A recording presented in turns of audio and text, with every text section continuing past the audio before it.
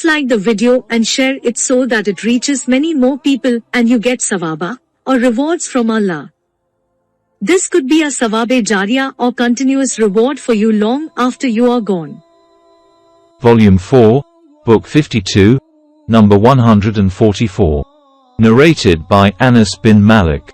Haram told me that the Prophet one day took a midday nap in her house.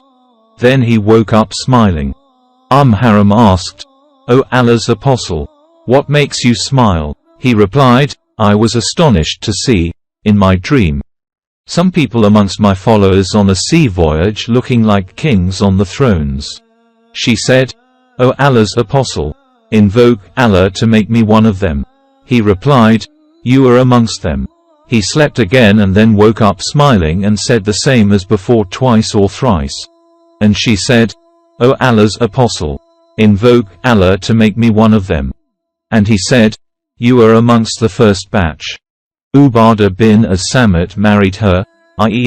Haram, and then he took her for jihad. When she returned, an animal was presented to her to ride, but she fell down and her neck was broken. Volume 4, Book 52, number 145. Narrated by Mus'ab bin Sa'd. Once Sa'd bin Abi Waqqas thought that he was superior to those who were below him in rank. On that the Prophet said, "You gain no victory or livelihood except through the blessings and invocations of the poor amongst you." Volume 4, Book 52, number 146. Narrated by Abu Sa'id al-Khudri. The Prophet said, "A time will come when groups of people will go for jihad and it will be asked, 'Is there anyone amongst you who has enjoyed the company of the Prophet?' The answer will be, 'Yes.' Then they will be given victory, by Allah, because of him. Then a time will come when it will be asked, 'Is there anyone amongst you who has enjoyed the company of the companions of the Prophet?' It will be said, 'Yes,' and they will be given victory, by Allah. Then a time will come when it will be said, 'Is there anyone amongst you who has enjoyed the company of the companions of the Prophet?' It will be said, 'Yes,' and they will be given victory, by Allah. Volume 4, Book 52, number 147.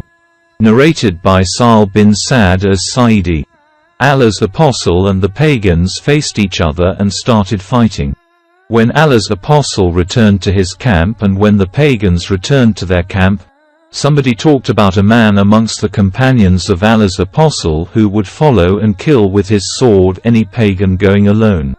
He said, "Nobody did his job, i.e. fighting, so properly today as that man." Allah's Apostle said, "Indeed, he is amongst the people of the hell fire."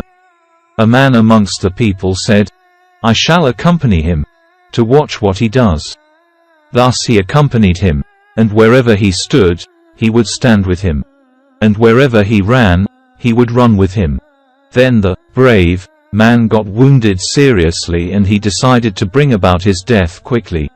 He planted the blade of the sword in the ground, directing its sharp end towards his chest between his two breasts. Then he leaned on the sword and killed himself. The other man came to Allah's Apostle and said, "I testify that you are Allah's Apostle."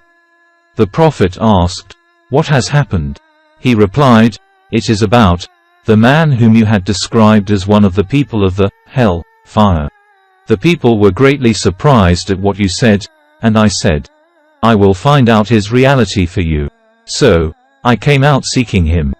He got severely wounded, and hastened to die by slanting the blade of his sword in the ground, directing its sharp end towards his chest between his two breasts. Then he eased on his sword and killed himself." When Allah's Apostle said, "A man may seem to the people as if he were practicing the deeds of the people of paradise while in fact he is from the people of the hell fire. Another may seem to the people as if he were practicing the deeds of the people of hell fire, while in fact he is from the people of paradise." Volume 4, Book 52, number 148. Narrated by Salama bin al-Aqwa. The Prophet passed by some people of the tribe of Bani Aslam who were practicing archery. The Prophet said, O Bani Ishmael, practice archery as your father Ismail was a great archer. Keep on throwing arrows and I am with Bani so and so. So one of the parties ceased throwing. Allah's apostle said, Why do you not throw? They replied, How should we throw while you are with them, i.e. on their side? On that the Prophet said, Throw, and I am with all of you. Volume 4, Book 52, number 149. Narrated by Abu Asad. On the day of the battle of Badr, when we stood in rows against the army of Quraysh and they stood in rows against us, the Prophet said, When they do come near you, throw arrows at them. Volume 4, Book 52, number 150. Narrated by Abu Hurairah. While some Ethiopians were playing in the presence of the Prophet, Umar came in, picked up a stone and hit them with it. On that the Prophet said, O Umar, allow him to play. Marmar, the sub-narrator, added that they were playing in the mosque. Volume 4, Book 52, number 151. Narrated by Anas bin Malik. Abu Talha and the Prophet used to shield themselves with one shield. Abu Talha was a good archer, and when he threw his arrows, the Prophet would look at the target of his arrows. Volume 4, Book 52, number 152. Narrated by Sal. When the helmet of the Prophet was smashed on his head and blood covered his face and one of his front teeth got broken, Ali brought the water in his shield and Fatima the Prophet's daughter washed him. But when she saw that the bleeding increased more by the water, she took a mat, burnt it, and placed the ashes on the wound of the Prophet, and so the blood stopped oozing out. Volume 4, Book 52, number 153. Narrated by Umar. The properties of Bani and Nadir, which Allah had transferred to his apostle as five booty, were not gained by the Muslims with their horses and camels.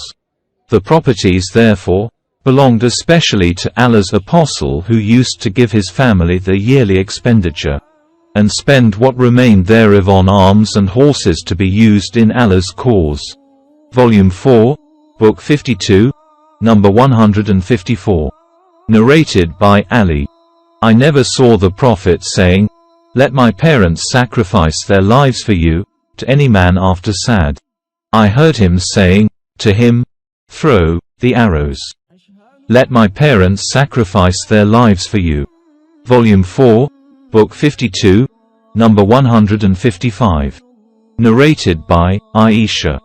Allah's apostle came to my house while two girls were singing beside me the songs of Bu'at, a story about the war between the two tribes of the Ansar, i.e. Khazraj and Aus, before Islam.